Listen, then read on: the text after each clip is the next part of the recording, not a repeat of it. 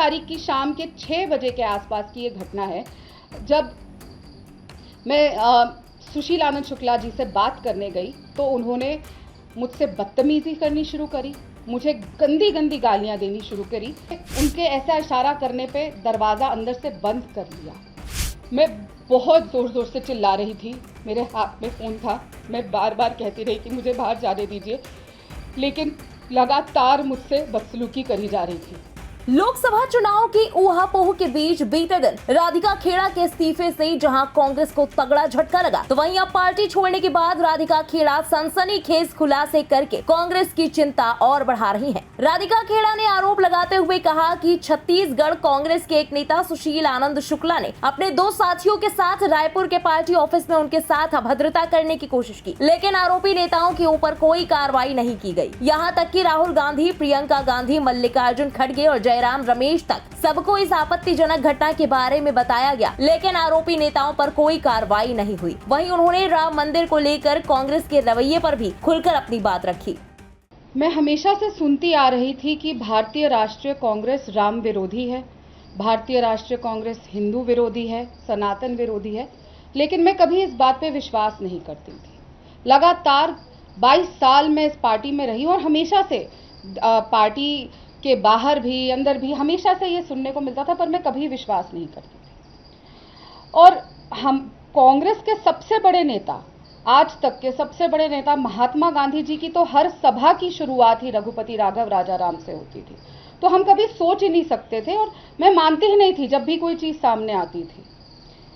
लेकिन मेरी आंखों से पर्दा उस दिन हटा, सच्चाई मेरी आंखों के सामने उस दिन आई जब मैं स्वयं रामलला के दर्शन करने गई। कुछ समय पहले मेरी नानी की मृत्यु हो गई और वो बहुत बड़ी राम भक्त थी। जब रामलला को टेंट में रखने का काम कांग्रेस ने किया था, उस समय वो दर्शन करके आई थी और उनकी आखिरी इच्छा थी कि वो राम जी के दर्शन करके आए। इसीलिए मेरी माँ ने बार बार कहा कि वो राम जी के दर्शन करके आना चाहती हैं, तो मैं उनको वहाँ लेकर गई, अयोध्या लेकर गई। अयोध्या में जाके हमने रामलला के दर्शन करे और बहुत, जब वहाँ से मैं वापस आई तो तन मन और हर तरीके से मैं राममय हो चुकी थी और इतना ज़्यादा एक अलग ऊर्जा मेरे अंदर आई। और मैं वापस आके सबसे पहला काम जो मेरे दिल से अंदर से आया, मैंने अपने घर के बाहर आके जय श्री राम का एक ध्वज लगा दिया। बस वो ध्वज लगाने की देरी थी कि आग लग गई। और उसी समय से हमारी पार्टी, मतलब जिस पार्टी में मैं पहले थी, कांग्रेस पार्टी ने मेरे से नफरत करनी शुरू कर दी। और वो तुरंत जब मैंने फोटो डाली, वीडियो डाले, तो मेरे को लगातार डांट सुननी पड़ी और लगातार बोला गया कि इसको आपने क्यों किया, क्यों तुम राम मंदिर होके आई जब चुनाव सर पे है, क्यों हर बार ये डाली। और मुझे लगातार कहा जाता था कि तुम बहुत हिंदू धर्म के लिए बोलती हो, और कई बार मुझे रोक दिया जाता था डिबेट्स पे कि नहीं, तुम बहुत ज़्यादा हिंदू धर्म के लिए बोलती हो।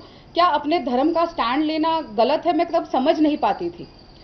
लेकिन जब मुझे डिबेट्स पे जाने से रोका गया, कम कर दी गई और टास्क जो दिए जाते थे वो कम कर दिए गए और लगातार हर मोड़ पे अपमानित करना शुरू कर दिया गया, तब मुझे समझ आने लगा कि क्या शायद कुछ गड़बड़ है। लेकिन मैं तब भी नहीं समझ पाई थी कि एक षड्यंत्र मेरे खिलाफ रचा जा रहा था, मेरे कैरेक्टर को लेकर और भी चीज़ों की एक षड्यंत्र रच के मुझे ऐसे अपमानित किया जाएगा। मैं छत्तीसगढ़ के चुनाव की मीडिया की प्रभारी बनी और ये मेरा तीसरा बार था। 2 विधानसभा चुनाव भी मैं बतौर मीडिया प्रभारी वहाँ काम कर चुकी हूँ और इस बार लोकसभा चुनाव पे मेरी जिम्मेदारी थी। तो ये दर्शन के बाद कुछ समय बाद जब मैं छत्तीसगढ़ गई तो लगातार मुझे अपमानित किया जा रहा था। और यहीं से बात शुरू नहीं होती। जब राहुल गांधी जी की भारत जोड़ो न्याय यात्रा चल रही थी, तो वहाँ के जो मीडिया चेयरमैन थे छत्तीसगढ़ के, सुशील आनंद शुक्ला, उनका मैं नाम सुशील तो अब कहना शोभा नहीं देता, दुशील ही कहेंगे उन्हें, तब भी उन्होंने राहुल गांधी जी की यात्रा के दौरान मुझे शराब ऑफर करी। उनके साथ एक और उनके साथी थे, धनंजय ठाकुर, और यहाँ से कांग्रेस के 2 लड़कियां जो काम करती थी मीडिया डिपार्टमेंट में, वो मेरे साथ थी। और उनके सामने ही हुआ कि लगातार मुझे रात को कमरे में, जब हम कोरबा में थे, जब हम वहाँ पे यात्रा में वेट कर रहे थे रात को, तो मुझे लगातार फ़ोन करके सामने भी आके कि आपको कौन सी शराब चाहिए, हम आपके कमरे में शराब पहुँचाने का काम करेंगे। और शराब पी के 5 से 6 के प्रवक्ताओं के साथ मीडिया चेयरमैन आके मेरे कमरे पे भी खटखटाते थे। ये बात मैंने सचिन पायलट जी को भी तब कही थी, वहाँ के प्रदेश अध्यक्ष को भी, दीपक बैद जी को भी कही थी, और दिल्ली में भी जयराम रमेश जी से लेकर पवन खेड़ा जी सब तक मैंने ये बात बताई थी कि इस तरीके से भारत जोड़ो यात्रा के समय मेरे साथ किया गया। लेकिन तब भी कुछ नहीं हुआ, मेरा तब भी ध्यान नहीं गया कि ये सब इसीलिए मुझे इग्नोर किया जा रहा है, ये मेरी बात को नहीं सुना जा रहा है, क्योंकि मैं पार्टी की जो विचारधारा है, जो हिंदू विरोधी विचारधारा है, राम विरोधी विचारधारा है, उसके साथ मैच नहीं कर पा रही हूं। तो इसलिए इस तरीके से मेरे साथ बदसलूकी करी जाएगी और कोई भी नेता कुछ नहीं बोलेगा। और हद तब पार हो गई जब 30 तारीख को छत्तीसगढ़ कांग्रेस के मुख्यालय में रायपुर में किसी भी नेता के लिए, किसी भी पॉलिटिशियन के लिए, जो हमारी पार्टी का मुख्यालय होता है वो मंदिर के समान होता है, और हम सबसे सेफ अगर कहीं होते हैं तो वो उस मुख्यालय में होते हैं।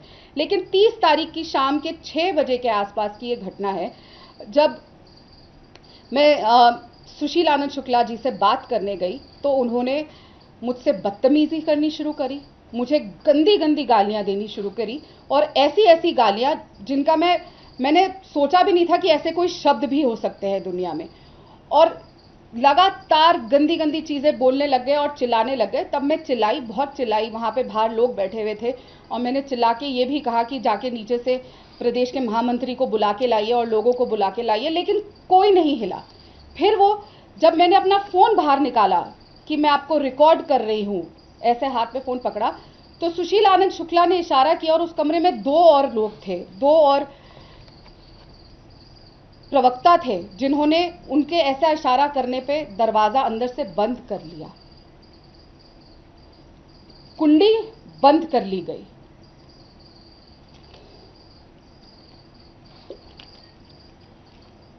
करीबन 1 मिनट तक कमरा अंदर से बंद रहा और मुझे गंदी गंदी गालियां दी गई। तीनों उठ के मेरी तरफ आए। मैं अभी भी जब उस घटना के बारे में सोचती हूँ तो मेरे रोंगटे खड़े हो जाते हैं।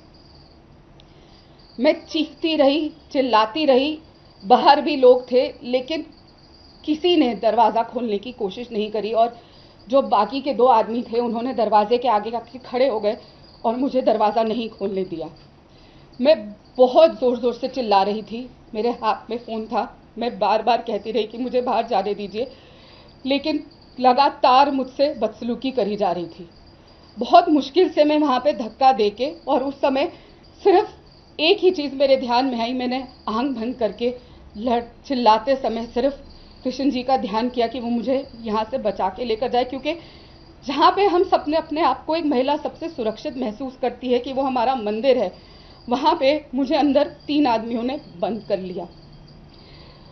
बहुत मुश्किल से धक्का देके मैं वो दरवाज़ा खोल के चिल्लाती हुई, चीखती हुई कांग्रेस ऑफिस में सीढ़ियों से जो लोग वहाँ पे गए उन्होंने देखा कि वो 1st फ्लोर पर ऑफिस है। मैं नीचे भागती हुई गई, चिल्लाती हुई, सीधा प्रदेश के महामंत्री, जनरल सेक्रेटरी और प्रभारी ऑर्गेनाइजेशन के कमरे में गई, चीखती चिल्लाती बिलबिलाती, और मैं सिर्फ इतना कहती रही, बताती रही कि मेरे साथ क्या हुआ है। लेकिन जो प्रदेश के महामंत्री भी थे वो जूते उतार के बैठे रहे, कोई नहीं खड़ा हुआ, किसी ने उस आदमी को नहीं बुलाया, किसी ने नहीं पूछा क्या हुआ, और एक तमाशा वहाँ बनता रहा। मेरी घड़ी 154 पे मेरा BPM चला गया, और घड़ी ऐसे फट कर रही थी, लग रहा था कि घड़ी ही फट जाएगी। मेरे हाथ पैर ठंडे पड़ गए।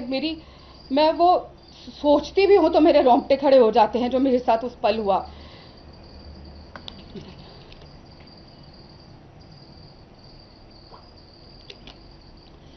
मैंने उसके बाद पानी पी के थोड़ा शांत होके सचिन पायलट जी को सबसे पहला कॉल किया, पर हमेशा की तरह सचिन पायलट जी के पास समय नहीं होता। अगर आपको वहाँ पे किसी से बात करनी है, प्रभारी जी हैं वो, लेकिन वो बात नहीं करते, सिर्फ उनके पीए बात करते हैं।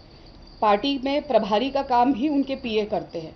उनके पीए ने फ़ोन उठाया और उन्होंने कहा कि हम गाड़ी में हैं, हम सरगुजा जा रहे हैं, और मेरी उनसे 1 मिनट बात हुई और मैंने उनको पूरा के पूरा घटनाक्रम से अवगत कराया, और उन्होंने कहा कि 1 मिनट रुकिए। उन्होंने वहाँ पे बात करी और मुझे कहा आप चुप रहिएगा, चुनाव का समय है, बिल्कुल चुप रहिएगा, कुछ मत करना, और उन्होंने फ़ोन रख दिया। मैंने फिर फ़ोन लगाया कि मेरी सर से बात करा दीजिए, लेकिन कहा अभी व्यस्त है, हम गाड़ी में सरगुजा जा रहे हैं। गाड़ी में पीछे सीट पे बैठा हुआ आदमी, अगर एक महिला अपनी खुद की पार्टी की एआईसीसी ऑफिस बेरर के साथ इतनी बड़ी घटना हो रही है और वो बात नहीं कर पाया। दूसरा कॉल मैंने भूपेश बघेल जी को किया, उन्होंने फ़ोन कॉल नहीं उठाया। तीसरा कॉल मैंने पवन खेड़ा जी को किया, वो शायद किसी सभा में थे, उन्होंने भी फ़ोन नहीं उठाया। चौथा कॉल मैंने जयराम रमेश जी को किया, उन्होंने भी फ़ोन नहीं उठाया। उसका अगला कॉल मैंने पूर्व मुख्यमंत्री भूपेश बघेल जी के रहे सलाहकार विनोद वर्मा जी को किया। उनसे मेरी बात हुई। एक जो वीडियो मेरा रोता हुआ किसी ने बना के डाल दिया था, मैं बहुत शुक्रगुजार हूँ जिस भी इंसान ने वो वीडियो बना के डाला। लोगों को मेरी हालत और दुर्दशा तो पता चली कि मेरी क्या हालत हो रही थी, वरना कभी मेरी बात बाहर नहीं आ पाती। तो मैं उनसे बात कर रही थी और मैं उनको ये बता रही थी कि क्या बीता, और उधर से भी मुझे सामने ये बोला गया कि तुम कोऑर्डिनेट करके नहीं चलती। क्या अगर मैं कोऑर्डिनेट करके नहीं चलती तो इसकी सज़ा ये होगी कि 3 आदमी बदसलूकी करके मुझे अंदर कमरे में बंद कर लेंगे, वो भी हमारे मंदिर के अंदर। तब भी मैं रोती रही, चिल्लाती रही, मैं ये कहती रही कि सर कुछ कीजिए, मैं सुरक्षित महसूस नहीं कर रही, कोई एक्शन लीजिए, लेकिन किसी ने नहीं सुनी। उसके बाद मेरी पवन खेड़ा जी से बात हुई, उनको मैंने पूरा वाक्य बताया, तब भी मुझे डांट पड़ी कि नहीं, तुम जो कर रही हो गलत है, अपनी आवाज़ उठा रही हो वो गलत है। उसके बाद भूपेश बघेल जी ने मुझे कॉल बैक किया, मेरी उनसे 3.5 मिनट बात हुई। मैंने उनको पूरा घटनाक्रम बताया और ये कहा कि आप मेरे परिवार को जानते हैं, आप मेरे चुनाव प्रचार में आए हैं, आप हमें हर साल बेटी बना के तीजापोरा के लिए छत्तीसगढ़ बुलाते हैं, मैं छत्तीसगढ़ की बेटी हूँ, और आप ही के आदमी, आप ही के बनाए हुए सुशील आनंद शुक्ला जो आपके साथ काम करते हैं, उन्होंने ऐसे बदतमीजी करी।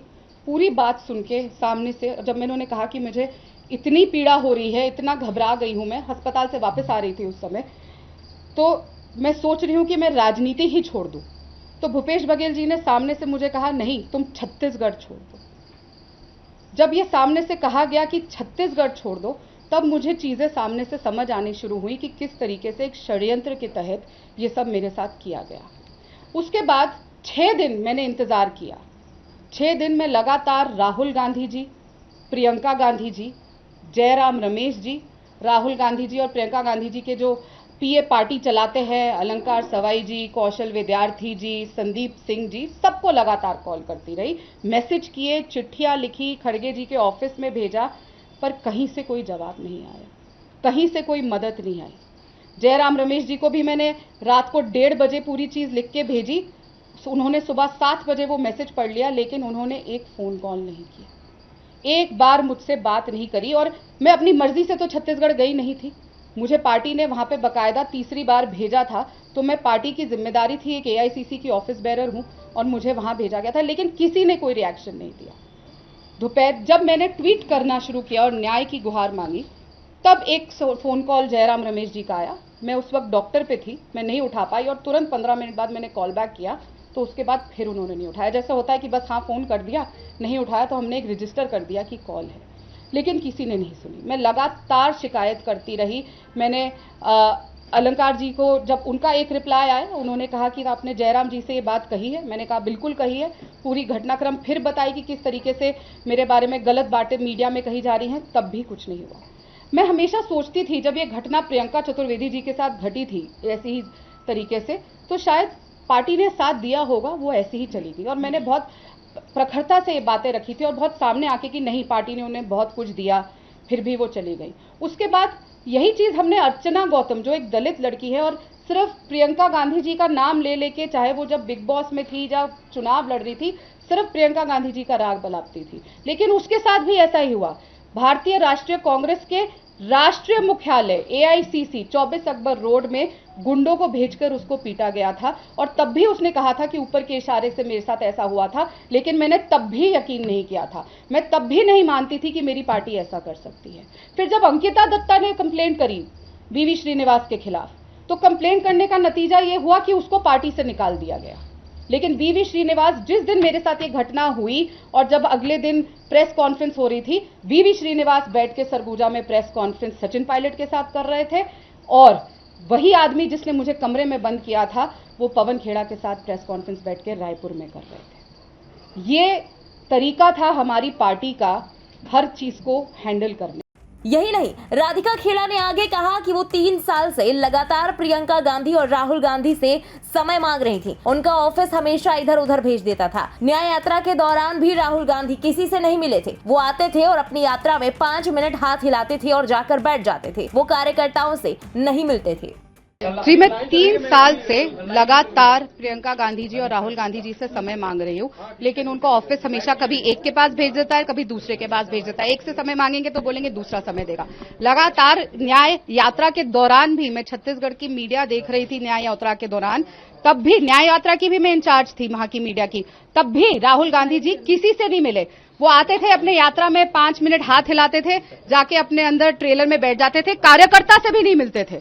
लगातार मैं वहां पे बोलती रही कि हमें 5 मिनट मुलाकात करा दीजिए, वो किसी से नहीं मिलते थे। उनको सिर्फ न्याय यात्रा कहने के लिए करनी थी, पता नहीं किसकी न्याय थी। वो ज्यादा तो मुझे लग रहा है कि उनको ट्रैवल ब्लॉगर बनने का शौक है और वो ट्रैवल ब्लॉगिंग कर रहे थे वहां आके और किसी से बात नहीं कर रहे थे। तब भी मैंने ये मैटर उठाया था, मैंने तब भी उनके ओएसडी दोनों को, पीएस को ये बात बताई थी कि ऐसा हो रहा है आपकी यात्रा में। सोचिए, न्याय की बात कर रहे हैं पूरे देश को करने को और उन्हीं के पार्टी ऑफिस बेरर के साथ वहां पे अन्याय हो रहा था, तब भी नहीं सुनवाई, क्योंकि राहुल जी बिजी थे। उनको अपने ट्रेलर में बैठ के पता नहीं क्या देखना था अपने सोशल मीडिया पे। प्रियंका गांधी कहती है लड़कियों लड़ सकती हैं और आप कह रही हैं घटना के 2 दिन बाद वो छत्तीसगढ़ भी पहुंची थी, तो क्या आपने मिलने की कोशिश की थी? बिल्कुल बिल्कुल, मैंने लगातार उनके ऑफिस से संपर्क बनाने की कोशिश करी। जैसा मैंने कहा, वो किसी से नहीं मिलती। लड़की हूं, लड़ रही हूं, सामने एग्जाम्पल है, पर उन्होंने ये नहीं बताया था कि लड़की हूं, लड़ सकती नहीं। लड़की हो तो पिटोगी। कांग्रेस का यही नारा है। लगातार अपने नेताओं को बदसलूकी करी जाती है। प्रियंका चतुर्वेदी के साथ हुई, जैसे मैंने कहा, अर्चना गौतम को तो खुद पीटा गया कांग्रेस कार्यालय में, मुझे कांग्रेस कार्यालय में बंद कर दिया गया। ये कोई बाहर की घटना नहीं है। जब कांग्रेस कार्यालय में, नेशनल कार्यालय में और स्टेट के कार्यालय में अगर ऐसी चीज हो रही है तो बहुत चिंतन का विषय है। जो लोग बात करते हैं महिला के न्याय की, जो लोग बात करते हैं मणिपुर की, कर्नाटक की, वो खुद अपने घर में लड़कियों को पीट रहे हैं और कमरे के अंदर बंद कर रहे हैं। और क्यों 3 आदमियों ने मुझे कमरे के अंदर बंद किया, ये भी बहुत चिंतन का विषय है। जी, आप राम मंदिर गई इसीलिए विरोध हुआ, आप लगातार ये कह रही हैं? जी बिल्कुल, ये सारा सिलसिला तब से शुरू हुआ, क्योंकि मैं सामने आके मैं इस बात से खुश हुई कि हम राम मंदिर जाने का, ये पीढ़ियों से हम इंतजार कर रहे थे कि कब राम मंदिर मिलेगा, कब राम लल्ला के दर्शन करने जाएंगे। और वो पार्टी जिसकी शुरुआत हर सभा की रघुपति राघव राजा राम से होती थी, मैं कभी जीवन में नहीं सोच सकती थी कि वो राम जी की इतनी दुश्मन निकलेगी और उनको इतना कष्ट होगा कि कोई राम लल्ला की उपासना करेगा, तो और उसका ऐसी सजा मुझे मिलेगी, मैंने कभी नहीं सोचा था। आज भी मेरे रोंगटे खड़े होते हैं सोच के कि जब मुझे उस कमरे में बंद किया गया। और प्रियंका गांधी जी की चुप्पी आज तक मुझे तकलीफ दे रही है। राहुल गांधी जी की चुप्पी, मल्लिकार्जुन खड़गे जी की चुप्पी, जयराम रमेश जी का मुझ पे चिल्लाना, मेरे पास शब्द नहीं है। एक आखिरी सवाल, आप कह रही हैं लगातार आप हिंदू धर्म को लेकर बात करती थी, एक पार्टी बीजेपी जो इस धर्म को बढ़ाती है, राम मंदिर बनवाया, तो क्या आप उसकी तरफ रुख करेंगी? क्योंकि जो आप कह रही हैं, जो विचारधारा, देखिए, मैंने किसी विचारधारा, देखिए, क्या अपने धर्म के बारे में बोलना या अपने किसी आराध्य की पूजा करना कोई पार्टी की विचारधारा है? मेरा संविधान मुझे ये हक देता है कि मैं किसी भी धर्म को फॉलो करूं, कहीं पे भी जाऊं, कहीं पे भी पूजा करूं, तो इसमें कहीं पार्टी कहां से आ जाती है? लेकिन जब एक पार्टी इस बात का विरोध करने लग जाए, जो स्वयं को सेक्युलर पार्टी बताती है, जो स्वयं को संविधान का रक्षक बताती है, और वही संविधान के खिलाफ करने का काम करे, अपने आप को बाबा साहेब अंबेडकर जी की पार्टी बताती है और खुद ही संविधान के खिलाफ काम कर रही है और लगातार देश भर में चिल्लाते हुए कह रही है कि हम संविधान को बचा रहे हैं। अरे संविधान तो आप अपने पार्टी में ही नहीं लागू कर रहे। महिला के साथ उत्पीड़न पे आप चुप है, राम मंदिर पे हम जाते हैं तो हमें तड़पाया जाता है, तो ये कौन सा संविधान वो फॉलो कर रहे हैं? असल तौर पे तो संविधान की विरोधी कांग्रेस पार्टी है, महिला के विरोधी कांग्रेस पार्टी है। हर चीज न्याय पत्र कागज से लेके धरातल पर आज तक वो नहीं उतरा है। और मैं फिर बोलती हूं, मैं सवाल पूछती हूं राहुल गांधी जी से, मैं सवाल करती हूं प्रियंका गांधी जी से, मैं सवाल करती हूं खड़गे जी से, मैं सवाल, खैर वो क्या बोलेंगे, वो तो सिर्फ उनके पपेट है। मैं सवाल करती हूं जयराम रमेश से, जिस तीव्रता से, जिस जोर जोर से उन्होंने मुझ पे चिल्लाया था कि तुम ये क्या कर रही हो, आज मुझे बताए कि इस बेटी को कब न्याय दिया जाएगा। बीजेपी में रहकर काम करेंगी अब फिर? मैं कोई भी पार्टी ज्वाइन नहीं कर रही, अभी न्याय की लड़ाई है, मैं न्याय की लड़ाई लड़ रही हूं। जैसा मैंने कहा, 22 साल में न्याय की आवाज बन के काम करती आई, और जब आज मेरे साथ अन्याय हुआ और मैं चुप बैठ जाऊं, क्योंकि संविधान के विरोधी लोग, राम जी के विरोधी लोग और आरक्षण के विरोधी लोग आज मेरी आवाज दबाना चाह रहे हैं, कांग्रेस पार्टी। बहरहाल अब देखना होगा कि कांग्रेस को अलविदा कहने के बाद अब पार्टी को लेकर राधिका खेड़ा के इन गंभीर आरोपों पर कांग्रेस की तरफ से क्या प्रतिक्रिया सामने आती है। ब्यूरो रिपोर्ट, इंडिया पब्लिक खबर। बहरहाल इस खबर पर आपकी क्या राय है, कमेंट सेक्शन में लिखकर जरूर बताएं। देश और दुनिया की बाकी खबरों के लिए सब्सक्राइब करें इंडिया पब्लिक खबर के यूट्यूब चैनल को और बेल आइकन दबाएं ताकि चैनल से जुड़ी सारी लेटेस्ट अपडेट्स आप तक वक्त से पहुंच पाएं।